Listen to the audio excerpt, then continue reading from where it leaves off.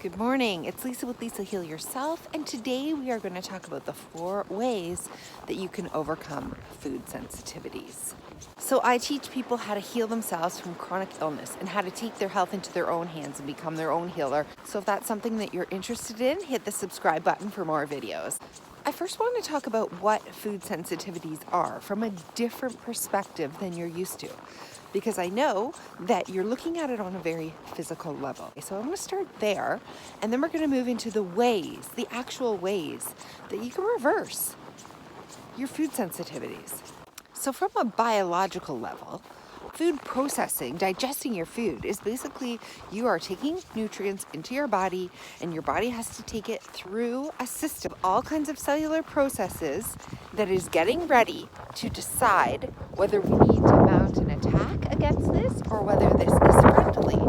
Now, when our body mounts an attack against it, it's because the antibodies are getting messages. This is not safe, this could hurt us, this is creating danger, and therefore our antibodies are mounting a response against this food, and that's where food intolerances and food allergies come from. Our body needs certain nutrients to be able to assimilate. Some of the things that we critically need in this process that we're lacking are vitamin A. I'm talking like liver, cod liver oil, egg yolks. Okay, these are very important. We also need a form of arachidonic acid, which comes from omega-6. This is found in animal products like liver and egg yolks. So you can see that these 2 foods are going to be very, very important in this process to overcoming our food sensitivities. I also believe food intolerances are happening because of drugs and anti-inflammatories and non-steroidal anti-inflammatories like aspirin and NSAIDs, and this class of medications or any pain medications, anything like this. Our immune system isn't properly training our antibody to accept these foods, basically to accept these foods. So a lot of times people who are chronically ill have taken a lot of these medications, and meaning our immune system is not training our body to properly accept these foods, and everything breaks down. And that's why people who are chronically ill who have taken these medications often end up with a whole whack of food intolerances. Okay, so now that we're talking about the physical, what can we do on a physical level quickly? Okay, so I know for one thing we want to take some quercetin. What you would find in, say, something like a food like apples, buy supplements and take it in pill form as well, will help to calm down this reaction. Now, it's not doing anything to retrain. We do need to have things like liver and egg yolks in our diet, and if you're allergic to that, you're going to need to work up to it. Some of the other tools that we can use to overcome our food intolerances is to heal our gut. So there's a lot of talk about leaky gut, and we can certainly heal up that gut membrane and that gut lining. We can do that. What's been helpful for me is to do the GAPS diet. That will really help to heal and seal the gut. We can introduce and increase our probiotics, specifically soil-based probiotics, and increase fermented foods like sauerkraut, even just the juice at first, just a tiny, half of a tablespoon. We can increase the juice from the sauerkraut juice right up to the sauerkraut itself. So these are some other tools that we need to do to heal the gut. What worked best on a physical level, quickly for me, is basically you take all the offending foods out. So if you have any food that's giving you a major reaction or anaphylactic shock, right? Any kind of a reaction like that, you take these foods out of your diet. That only makes sense, right? Because there's no point. Your immune system has been trained to attack these foods. So just eliminate almost everything and go back to almost a 1 to 2 food diet, and then reintroduce and see which are the offending foods. You can get some testing done. You take them out, and then you basically reintroduce them after a long enough time period of being out. I would say probably 6 months, and then you try reintroducing foods in a slow, easy way, and you find out, can you tolerate them? But meanwhile, you've given your body some tools in the meantime, like some vitamin A. When you reintroduce these foods, introduce them in a fermented way if you can, in a way where you sprout and soak things. If you're having a problem with, say, grains or seeds or nuts, whatever it is, then you want to have them as fermented as possible because they're already half broken down, and then our body can hopefully tolerate them easier. And this is how intolerances are overcome from a physical level. That's not what I want to talk to you about today, because that is only half of the equation. So we're going to talk about mind-body healing now, and how to heal our food intolerances and through our mind. For many of you who have food intolerances, you may find yourself already clenching against my words. Maybe internally, and even more internally than that, but subconsciously, you're already saying, if she's about to tell me that I can overcome food intolerance with my mind, this is real, I have proof, I have food allergy testing, every time I eat a food, I react, my body does this. I know, trust me, I was there. I had so many food intolerances throughout my illness. I was off of all foods. My diet was down to one food at one point. I was carnivore, and I was down to just meat, salt, and water.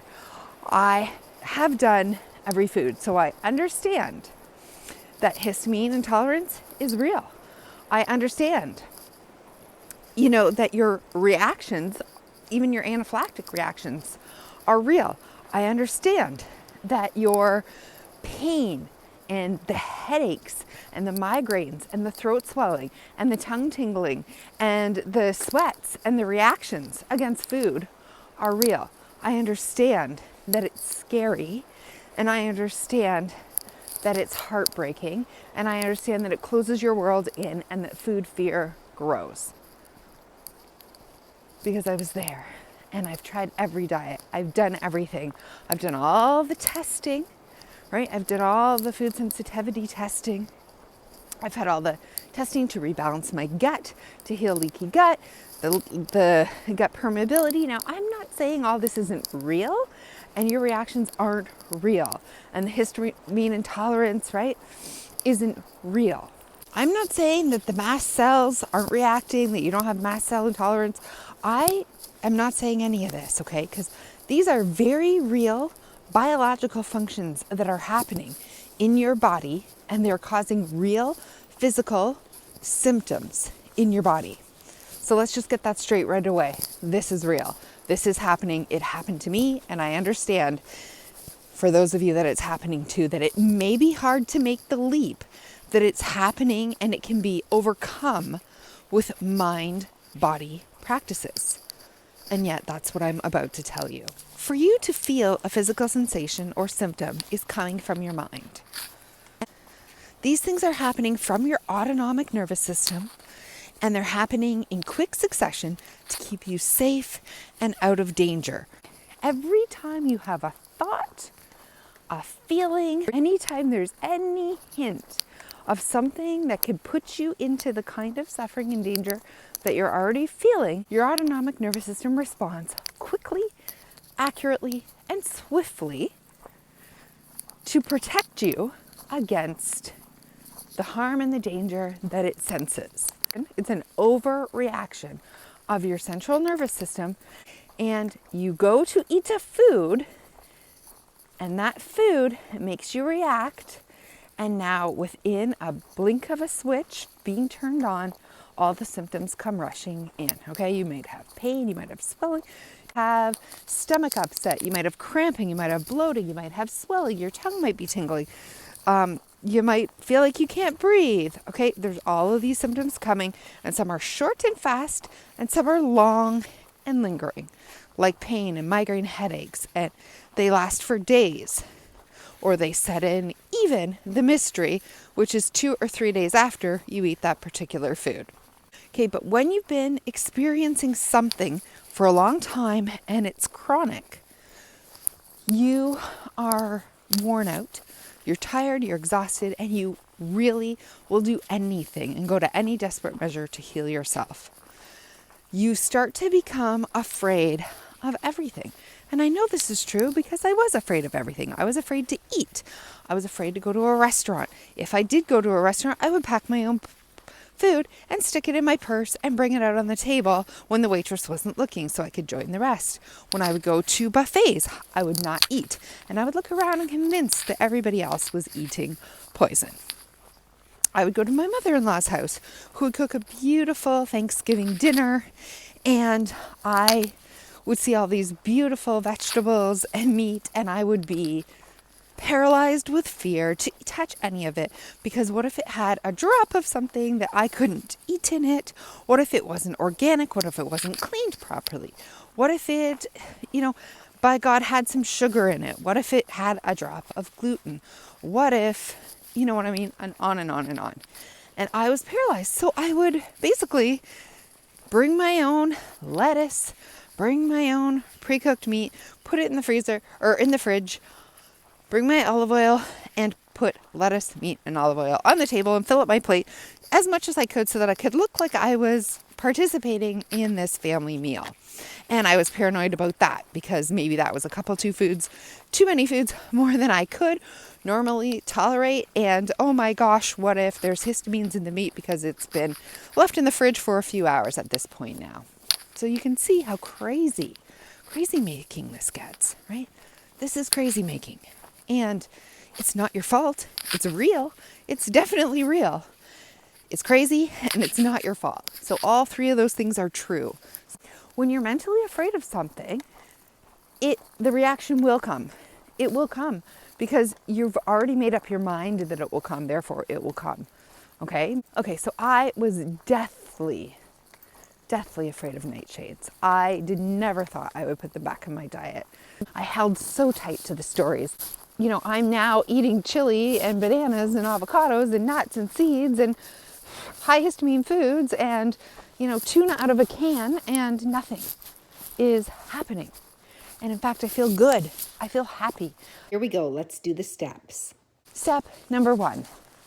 You have to be willing to let go of your story. So are you even willing to let go of your story, of the food sensitivity testing, of everything that you hold true in your heart and mind and soul about that particular food? Are you willing, and do you want to be able to make peace with that food in your mind? Do you want to let go of your story? And are you willing to be wrong? Most people are blocked right there on step number 1. That takes a lot of work, and you can do that work in meditation. You can do in silent prayer. You can do that whenever you have time to think. You can think on that food. Am I willing to let go of the story around this food? Right? That it's harmful, that it causes this, that it causes that. You know what I mean? It's a whole story, and you're telling it. You're telling it to yourself every day. You've made up this story. Somebody has made up a story or told you a story that tomatoes cause pain and inflammation all over the body, and it paralyzed them and crippled them. And when they removed the tomatoes, they were totally fine. And you have bought into this story so deeply that you cannot let go, and you're not willing to be wrong about that, and you're not willing to let go of it in its entirety. Not just kind of, not just sort of, but in its entirety. But somebody else may have a story where they ate tomatoes and drank tomato juice every single day and it cured their cancer. And it totally, if it wasn't for tomatoes, they wouldn't be alive today. I mean, it was the best, most healing food for their body. It got rid of all the tumors. It made them so healthy, right? So I am just saying stories are powerful. Stories are strong. And what we believe deep in our subconscious matters. And if we're not willing, in step number 1, to be willing to completely let go of this story, and you will be wrong.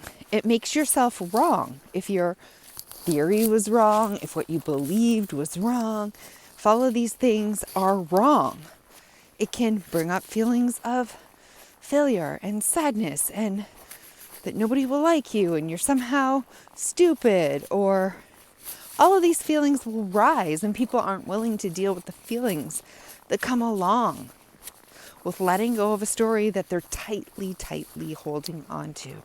And we don't move past step number 1 until we're ready and totally willing to let go of the story that we've created in our mind around this particular food in its 100% total entirety. So when you can do that, when you are completely willing, then you can move. Step 2. Step 2 is making peace with this food in your mind. What do I mean about that? It means telling a new story. It means recreating the feeling that you have about that food. We're talking about the emotional feeling, the emotional thoughts. So emotions, feelings, thoughts about this food, okay? So what new thoughts are we going to tell ourselves about this food? Different thoughts, thinking, words, stories. This is what we have to recreate in our mind now. And it's not easy. It doesn't easily come overnight because we're wired to remember the story that we believed has saved our life, that has kept us safe. And so our nervous system doesn't go willingly to open up, to consider the fact that we're wrong, and to hear new stories, because those new stories could lead us to danger. Danger if we believe them, right? Remember, your nervous system wants to protect you. It wants to keep you safe. So you believing that story is just another step towards safety. Okay, so that's why it doesn't like to believe a new story or hear new stories, because what if it's wrong? What if it's not? So already your system is going into overdrive. The bells are going off. Your subconscious autonomic nervous system is wired to keep you safe. And so it doesn't like this retraining process, but that's what we have to do. The next thing is, what about our emotions around this food? We sit with the food and we imagine making peace with this food emotionally. How can we go from fearing a food, from hating a food, from being disgusted by a food, from feeling that this food is poisoning us, harming us, killing us, hurting us, to feeling like this food is helping us, to loving this food, to feeling nourished by this food, to seeing all the amazing qualities in this food, and bringing out a feeling, not just thoughts now, but a feeling of love towards this food, of safety towards this food, of health and vitality towards this food. These are feelings that we must awaken ourselves as we're looking at this food. Now, we can do this mentally with visualizations while you're meditating. You can hold the food. You can look at the food. You can smell the food. You can watch other people who enjoy the food eating the food. You can watch videos of that food helping people, healing people. You can watch people eating it. You can be around them. You can feel the love and the laughter and the closeness and the nourishing feeling that that food is providing. And so maybe you reconnect with the old story of the food you used to have. Maybe you reconnect to the pleasure, to that child like you, to the child who, before you were sick, before you knew about this food, before you had all this fears and patterns attached to this food, who just enjoyed the taste, the smell, the joy, the pleasure of this food. Going back to a time when you were little, when you were young, before this illness, and how you felt about that food in your heart, how it gave you joy, how you loved smelling it and tasting it, made you happy. Feeling and reconnecting to the feeling of joy and happiness surrounding these foods. So it's a feeling, it's an emotion, it's thoughts. This is what we're rewiring at this point, and it takes work and it takes dedication. It's like an exposure therapy, basically, to the mental image and the physical presence of this food. We're exposing ourselves now to this food without even eating it in a different way. Step number 2. When you can successfully do that, and you really do feel differently about this food now, you get a different emotion. You have a different feeling. You have different thoughts about this food. When you hold this food, you feel good about this food. You look at this food. You like what this food looks like. Okay? Now, step number 3 is to reintroduce the food.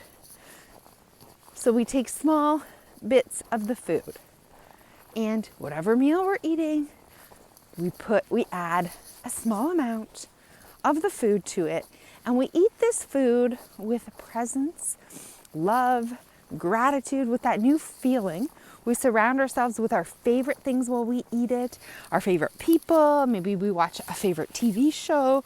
We have a beautiful family gathering, outing. It's outside. It's a sunny, beautiful day. You're feeling good. You add this food and you imagine that the food is adding to the love, joy, happiness, and the pleasure that you're getting out of this experience.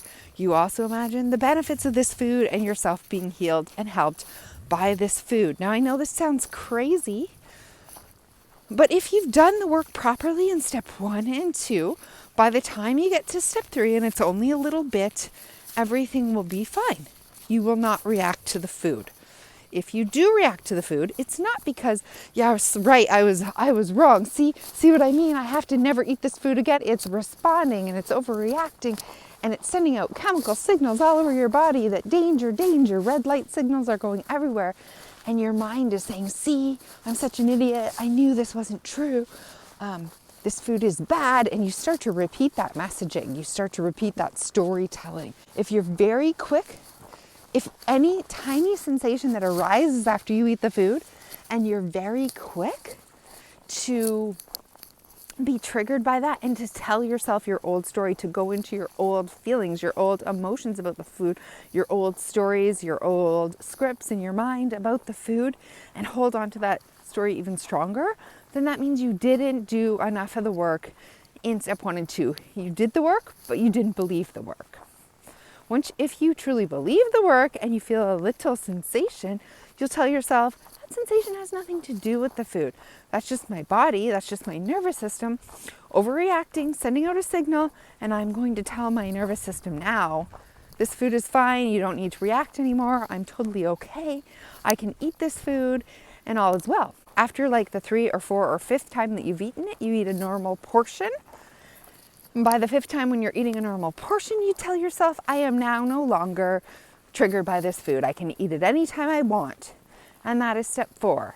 Once you've successfully reintroduced a food with minimal to no side effects, you now must do the work, which is telling yourself, I'm no longer triggered by that food. I no longer have a food sensitivity to that food. It's gone, it's over, it's past. You are now confirming, it's the confirmation of the new story. This food is beneficial. This food is great. This food is no longer a problem for me. This food is amazing. I see the benefits of this food and me are friends now. You imagine yourself hugging this food, like best friends with this food, walking off into the sunset, holding hands with this food. You now confirm in exercises that you and this food are forever, lifelong friends, and you can always eat this food. This also takes work. Even though you've reintroduced the food, there still might be these subtle feelings, these subtle stories, and your nervous system is not quite prepared to walk away from trying to protect you and being so sensitive to these foods because of the stories that you've held in your mind for so long. So give it time, and now you give yourself the confirmation. The confirmation is a serious part that a lot of people miss, and then they go back and eat the food a few months later and they have this reaction because they were too quick to not do the confirmation and the last piece of really making lifelong partnership and friends with this food. So I know this sounds crazy, but this is how I did it. After years of, food elimination diets and reintroduction diets and GAPS diets and working on my gut lining and healing leaky gut, introducing probiotics slowly and building up my good friendly gut bacteria. And I'm telling you, all that is important for overall health. So I'm not saying don't do that. And I'm not saying there isn't a purpose for that, but you can eat the food, with minor disturbances in your health, or even none at all, without doing all that work first. And I know that sounds hard to believe, but that is the truth. That is the truth. So sometimes our food intolerances are built on layers, and we have the same story and the same thoughts and the same emotion and the same stories and feelings about not just one food, but a group of foods that we feel are in the same category. And when we do the exercise with the one food, it unravels the layer of all of them. So it's easy. But then I had different feelings, different emotions, and different stories for different food groups. So like nuts were completely different than nightshades. Nightshades were completely different than histamines. Fruit was completely different than meat, right? Like all of these different foods were different in different ways to each other. So I had to unravel those more slowly over time and more individually with each one of them.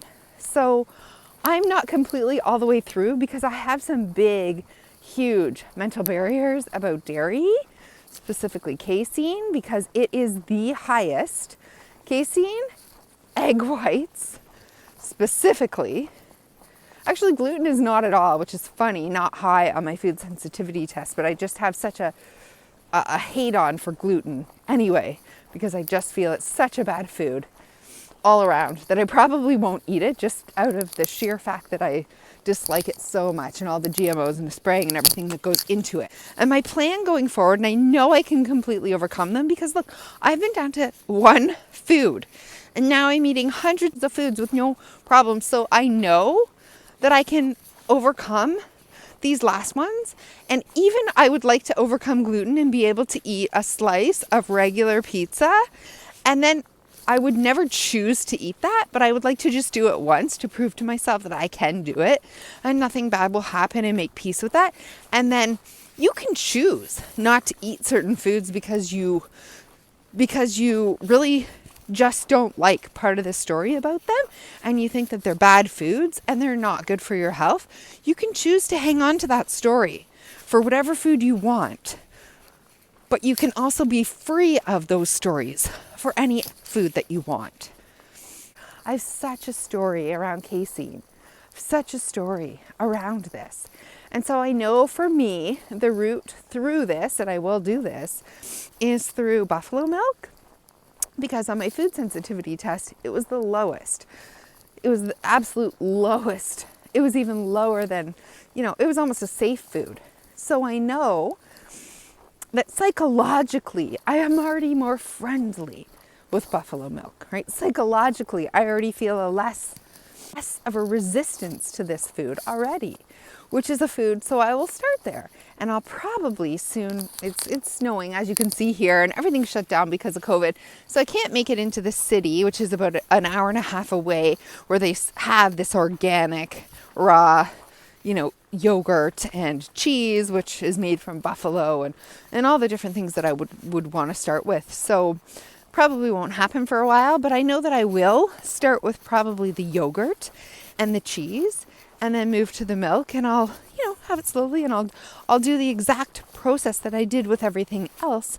And then I'll move to another, maybe I'll move to goat, and then I'll move to cow, maybe A2 cows first, and then up to A1 cows. So I will always eat organic. I will always eat real foods from the earth, and I'm not willing to compromise on that. That is the story I'm not willing to compromise. I don't want processed foods. I don't want non-organic foods. I don't want foods that are non-healthful in their properties. Refined oils and vegetable oils and things that can go rancid. I don't want any of this food in my life. But I do want to be able to eat a fresh variety of all fruits, vegetables, meats, cheeses, eggs, fish, like all the real foods from the earth. I want to be able to eat all of them without fear. And those are the stories that I'm willing to work at letting go of. We can undo these stories. We can undo these stories. We can do this. You can do this. So thanks for watching, and I will see you in the next video.